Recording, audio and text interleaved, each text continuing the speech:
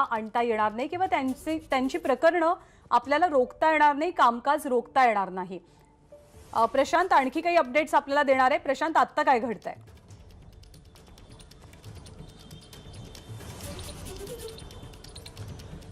निवडणूक आयोगाला कुठल्याही पद्धतीने त्यांचे अधिकार कसे घटनेने दिलेले आहेत हे सांगण्याचा प्रयत्न जो आहे तो नीरज किशन कौल यांनी केलेला आहे आणि त्याच नुसार ते युक्तिवाद करतायत। पण जसं मगाशी जे कमेंट आलेली आहे घटनापीठाकडून ती सुद्धा खूप महत्त्वाची आहे, कारण त्यांचं म्हणणं आहे की ही स्प्लिट ची जी संकल्पना आहे ती 10th शेड्यूलच्या पण पलीकडची आहे आणि त्यामुळं स्पीकर किंवा विधानसभा अध्यक्ष जे आहेत ते त्यांनी या संदर्भातला निर्णय जो आहे तो घेतला नसेल त्यावेळी। आता नीरज किशन कौल यांचा आर्ग्युमेंट जे आहे ते अजूनही सुरू आहे। जर आपण थोडंसं कोर्टाचं टाइम टेबल बघितलं तर 1 वाजेपर्यंत हे आर्ग्युमेंट जे आहे ते साधारणपणे होत असते। 1 ते 2 हा लंच ब्रेक कोर्टाचा असतो आणि घटनापीठाचं कामकाज हे रोजच्या केसेस बाजूला ठेवून करावं लागतं, कारण 5 न्यायमूर्ती एकत्रितपणे बसत असतात। त्यामुळं 2 नंतर मिसलेनियस आयटम्स जे आहेत ते घेतले जातात।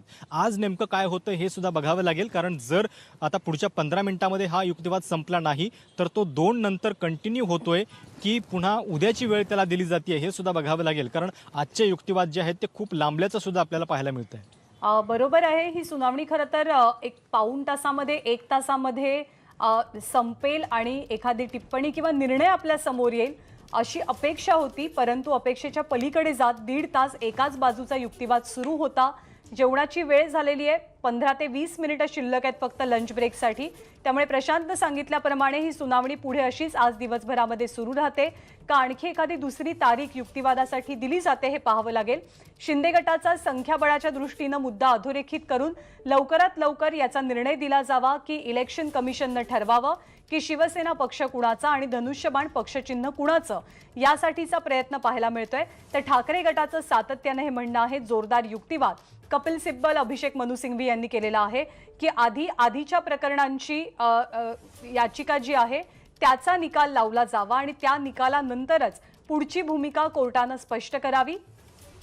कौल यांनी आतापर्यंत कोणकोणते मुद्दे मांडलेत आपण पाहतोय। विधानसभा अध्यक्ष राजकीय पक्षाबाबतचा निर्णय घेण्याचा अधिकार त्यांना आहे की नाही, शिंदे गटाकडनं नीरज कौल यांचा युक्तिवाद सध्या सुरू झालेला आहे। विधिमंडळ आणि राजकीय बहुमत विचारात घेण्याचा निर्णय हा आयोगाचा आहे। विधानसभा अध्यक्ष राजकीय पक्षाबाबत निर्णय घेऊ शकत नाहीत। शिंदे गटाकडनं कौल यांनी हा युक्तिवाद केलेला आहे आणि एक प्रकारे संख्याबळ कसं शिंदे गटाकडे आहे, त्यांनी घेतलेले निर्णय योग्य कसे हे पटवून देण्याचा प्रयत्न केला जातोय। कारण मुख्य मुद्दा त्यांनी हाच उपस्थित केला की जेव्हा शिंदेंना गटनेते पदावरनं हटवण्यात आलं, ती जी बैठक झाली त्या बैठकीसाठी अत्यंत कमी आमदार उपस्थित होते, त्यांच्याकडे पुरेसं संख्याबळ नव्हतं। आपण पुन्हा एकदा जाऊयात आपले प्रतिनिधी प्रशांत कदम यांच्याकडे। प्रशांत,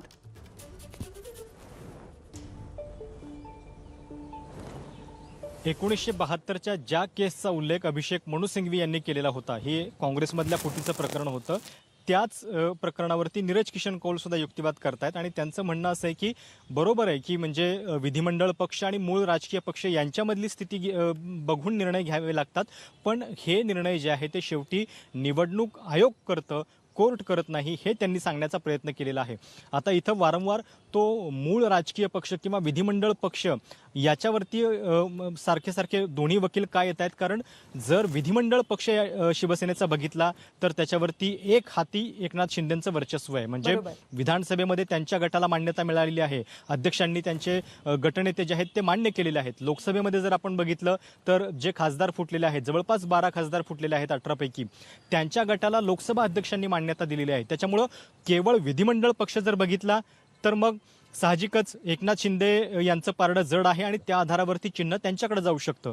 पण शिवसेनेच्या ठाकरे गटाचा युक्तिवाद हा आहे की केवळ विधिमंडळ पक्ष लक्षात घेऊन चालत नाही, इथं पॉलिटिकल पार्टी, राजकीय पक्ष जो आहे त्याच्यामधलं वर्चस्व कोणाचं आहे, राजकीय पक्षाची घटना काय सांगते, त्यांना अशा पद्धतीनं अधिकार आहेत का नाहीत। कारण एक मुद्दा पण आपण अजून लक्षात घ्यायला पाहिजे की जरी बऱ्याच नियुक्त्या एकनाथ शिंदे गटाने केल्या असल्या तरी पक्ष प्रमुख म्हणून त्यांनी उद्धव ठाकरेंना हटवलेलं नाहीये आणि स्वतः एकनाथ शिंदे जे आहेत ते चीफ लीडर किंवा मुख्य नेता म्हणून त्यांनी स्वतःला नियुक्त केलेलं आहे. पण शिवसेनेची घटना अशा पद्धतीच्या पदाला परवानगी देते का, शिवसेनेच्या घटनेमध्ये हे पद आहे का, याच्या संदर्भात सुद्धा कायदेशीर दृष्ट्या कीस जो आहे तो पडू शकतो. आणि त्यामुळं हा वारंवार मुद्दा जो आहे विधिमंडळ पक्ष आणि राजकीय पक्ष याचा दोन्ही बाजूंनी उल्लेख जो आहे तो होताना दिसतोय. आणि त्यामुळं हे निर्णय जे आहेत, जरी निवडणूक आयोग करणार असेल तरी जोपर्यंत याच्या संदर्भातले काही प्रश्न प्रलंबित आहेत तोपर्यंत ते करू द्यायचे की नाही, हा यातला सगळ्यात महत्त्वाचा मुद्दा आहे. बरोबर आहे. आयोग याचा निर्णय घेऊ शकतं, कारण विधिमंडळ पक्ष आणि राजकीय पक्ष या दोन वेगवेगळ्या गोष्टी असतात. विधिमंडळ पक्षाच्या दृष्टीने विचार केला तर तिथे अर्थातच एकनाथ शिंदे यांचं पारडं जड असल्याचं पाहायला मिळतंय. गेल्या काही दिवसांपासून सातत्यानं शिंदे गट, ठाकरे गट वेगवेगळी माणसं आपल्यासोबत आणण्याचा प्रयत्न करत आहे, शक्ती प्रदर्शन करण्याचा प्रयत्न केला जातोय, प्रतिज्ञापत्रांवरती सही घेतली जाते. या गटातले लोक त्या गटात जात आहेत, दुसऱ्या पक्षातनं लोक प्रवेश करतात आणि याच्या बातम्या आपण सातत्यानं पाहतोय, ही दृश्य पाहतोय. आणि जेव्हा ही सगळी लढाई निवडणूक आयोगाच्या दारात जाणार आहे तेव्हा अर्थातच या घडामोडी अत्यंत महत्त्वाच्या ठरतील. आणि म्हणूनच छोट्या छोट्या गोष्टी, कोण कुणाच्या गटात प्रवेश करतंय हे तितकंच महत्त्वाचं ठरतं. निवडणूक आयोगाचा जेव्हा आपण विचार करतो, निवडणूक आयोगाच्या निकालाबद्दल आपण जेव्हा बोलतो तेव्हा, त्यामुळे विधिमंडळ पक्षाचा विचार केला तर सध्या तरी एकनाथ शिंदे यांचं पारडं जड आहे, कारण त्यांच्याकडे संख्याबळ आहे, त्यांच्याकडे बहुमत आहे. पुढचा मुद्दा नीरज किशन कौल काय म्हणतात प्रशांत?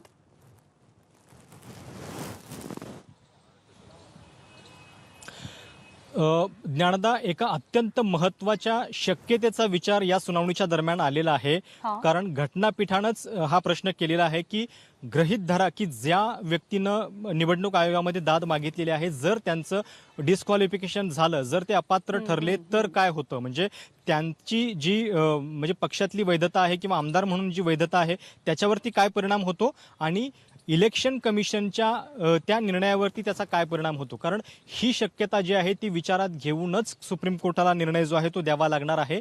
आणि ही शक्यता खूप महत्त्वाची आहे. म्हणजे जे आर्ग्युमेंट केलं जात आहे की मुळामध्ये अपात्रतेसंदर्भातला निर्णय प्रलंबित आहे, हे 16 आमदार अपात्र ठरणार की नाही याचा निर्णय झालेला नाही आणि त्याच्या आधी ते निवडणूक आयोगामध्ये पोहोचलेले आहेत. तर कोर्ट या शक्यतेवरती चाचपणी करतंय की जर ते अपात्र ठरले असं आपण समजू तर त्याचा त्यांच्या सदस्यत्वावरती काय परिणाम होतो, त्यांच्या पक्षातल्या सदस्यत्वावरती काय परिणाम होतो, आमदारकीवरती काय परिणाम होतो आणि सोबतच जर निवडणूक आयोगानं तोपर्यंत काही निर्णय दिला असेल तर त्याच्यावरती काय परिणाम होतो.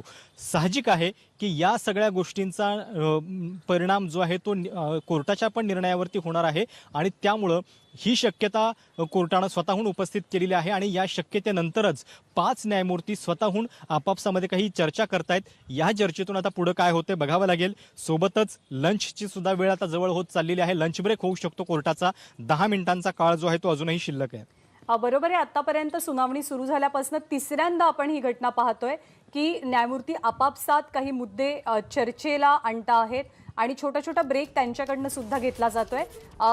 अशाच एका न्यायमूर्तीकडनं जे घटनापीठाचे सदस्य आहेत त्यांनीच हा मुद्दा उपस्थित केलाय की असं आपण गृहीत धरून चालू किंवा असा विचार करू, जी व्यक्ती निवडणूक आयोगाकडे दाद मागण्यासाठी गेली आहे, जी व्यक्ती पक्षावर आणि चिन्हावरती अधिकार सांगते, तीच व्यक्ती जर नंतरच्या सुनावणीमध्ये, प्रलंबित सुनावणीमध्ये अपात्र ठरली तर मग नेमकं काय.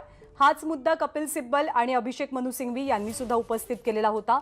त्यामुळे ठाकरे गटाकडनं सातत्यानं ही मागणी पुढे लावून धरली जाते की आधी अपात्रतेचे मुद्दे किंवा त्या अनुषंगानं दाखल याचिकांवरती निर्णय घेतला जावा आणि मगच इलेक्शन कमिशनमध्ये जायचं की नाही, निवडणूक आयोग कोणते निर्णय घेईल याची कक्षा आखून दिली जावी, अशी विनंती कोर्टाकडे करण्यात आली आहे. प्रशांत, 1 वाजायला अगदी 5 ते 10 मिनिटं शिल्लक आहेत आणि त्यामुळे पुढे काय होणार याची प्रतीक्षा सर्वांनाच आहे. लंच ब्रेक नंतर कदाचित हे प्रकरण